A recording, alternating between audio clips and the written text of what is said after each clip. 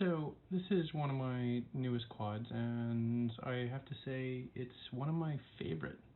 Besides the Chameleon, it's the only true micro that I've really fallen in love with. The Baby Hawk was really cool. The Baby Hawk R, the original one, the 2-inch. I don't even think I had the 2.5, and that was just indestructible.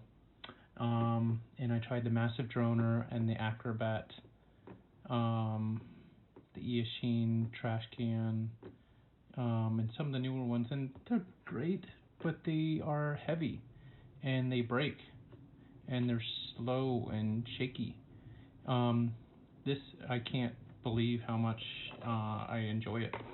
When they say they designed it to be a 5-inch, I can definitely believe it. So, just going through, the packaging is pretty simplistic. I got mine from Pyrodrone. You can also get it from Heli Nation, is I think where I got my first one. It includes a battery strap, which is junk, but we'll talk about. And the quad itself is pretty nice. So it has standard motors. So I'll take this guy off. So the motors themselves don't have the labeling on it. Unfortunately, I don't have the numbers handy. I have some other spare that I got from Pyrodrome that I keep with me. I think they're Hyperlights or something, I can't recall. And I got a bunch of props. The quads themselves, it's very nice. It does have some failures though, which I'll go through. It uses the D8 receiver instead of a D16, so you can't do your fancy telemetry that I like and prefer to have. But what it does do is it has a reasonably decent camera. I don't like Cadex in particular, except for maybe the newer ones, but it works really well.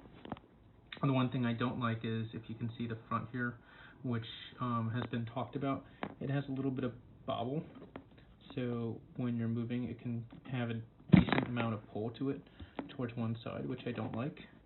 So what I end up doing is just putting a little zip tie in here, and that really pulls it down and secures it really well. So I'm happy with doing that. The other thing that you'll notice is the arms have some electrical tape. They don't have that on initially, and these just are a little bit loose, and I feel like can have a tendency to pop up.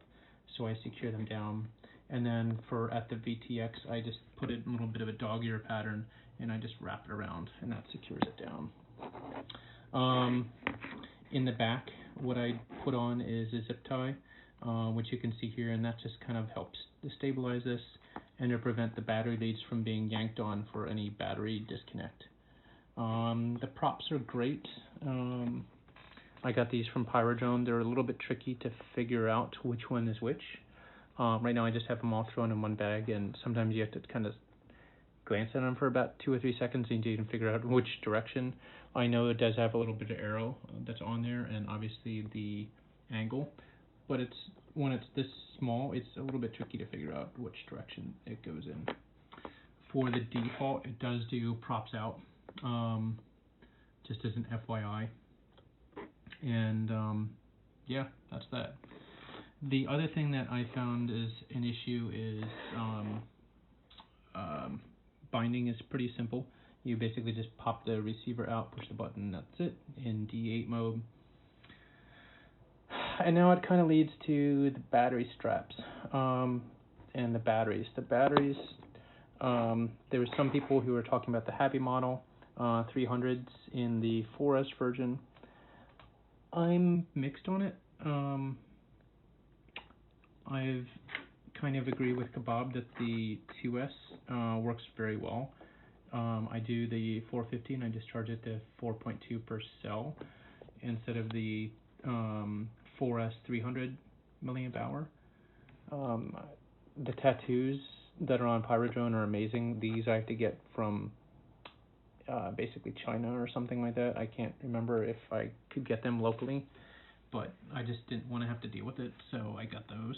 The other thing is I noticed one of them had a failure point which I had to fix, and on just maybe a couple uses it came on. The XT30 came off, so I got to fix that. So it's not a big deal, but securing it is. This is complete garbage. The way you're supposed to use it is to put it on here like this and tuck the battery underneath here and do that. It took me even a little bit to even figure out how it goes in. It has this little connector that's in there. You basically loop it around through that little plate, flop it on there, and then tuck it underneath there, and it does a terrible job, and it's going to pop out. It may hold a little bit, but not very well. It popped out for me maybe 10 feet from where I was sitting, and because the quad is so unremarkable when it's upside down, it probably took me about 40 minutes to find it in some shrubbery. So yeah, get rid of this thing. The other thing that I kind of did was I put a little bit of my Uma grip on it. I don't really use it at all, so I had it left over from other builds, and I put it underneath on the back side, so when you pin it down against the plate, it's easy to slide in, and then it just rests and sets down there. So then I got to doing some modifications. So I was in a pinch, and I put some electrical tape on it, and that does a reasonable job. What that does is just prevents it from unbuckling. So it still does the exact same thing. I do the Uma grip in the back, and then tuck it underneath here, and that does very well. In the process of doing that, though, I end up damaging one of my standoffs on my, I guess it would be standoffs, my XT, my JST connectors. I noticed that when I would be trying to secure and hold the quad, I pushed against this, and you'd usually just be able to pop it back down in, and I realized one had actually come off, so now I have to resolder that little thing back on. I'd rather use the ones with the JST connectors, so it's easy to swap out the motors, because that's how it is. I usually prefer soldering as opposed to a JST, but I'll make an exception for this. I haven't had problems with these motors, but I'll try to use it with the standoffs, or with the JSTs, but we'll see. Cardinal out there. Anyway, so in my flights, I've found that what I can do and what I prefer to do is to take this old Pyrodrone battery strap, or any battery strap obviously, and then I just trim it down to fit inside of here, and that does a whole lot better. So I put it in here, and I do the strap, and I cut it in half, and then I just shorten it, and then I manually just sew it together to hack it together, and so it does a great job, and that is perfect. And then I do Uma grip in the front now since I can. So that's it. So you'll see my flights from earlier on today. I've been washed out now, but it's very great for backyard flying and park flying because you don't hear it. It's extremely quiet. If I get bored, I'll see if I can try to do a little bit of a audio recording of what it sounds like just on the plate, and although you hear it, it's not very loud. It's very unobtrusive. It makes people more curious rather than afraid, and I can fly it in my backyard in a fairly suburban area, and no one even notices or hears it unless they're really paying attention to it. So I really can't argue it. The Baby Hawk R was kind of in the similar vein, but was a little bit larger and louder and uses bigger batteries. What I really love about this is the batteries are tiny, so literally I will, although I wouldn't recommend it, I throw my charger in the car and I charge up a couple on my way home or way to work, and then if I have a little bit of time before I get to work, or that which never happens, or on my way home, I'll just stop in the park when I'm on the way back and do a couple packs. Or just like today where it's intermittently raining, I'll just pull some out and throw some in the backyard and let her rip. So I really can't argue with that.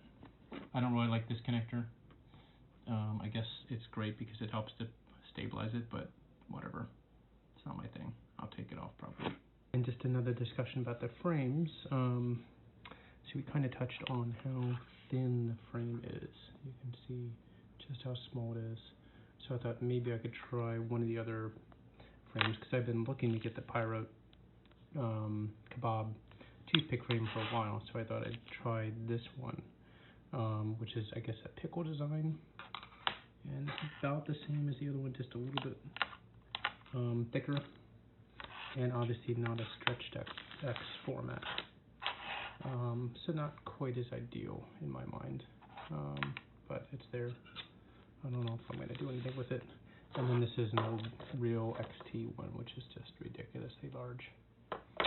You can see how much these things have changed though. 1.36, 2.13, E1 is 2.99. So, and the Gem Fan Pyrodrone kit also includes not only the pickle design frame, but also various hardware. It doesn't include a flight controller or anything like that.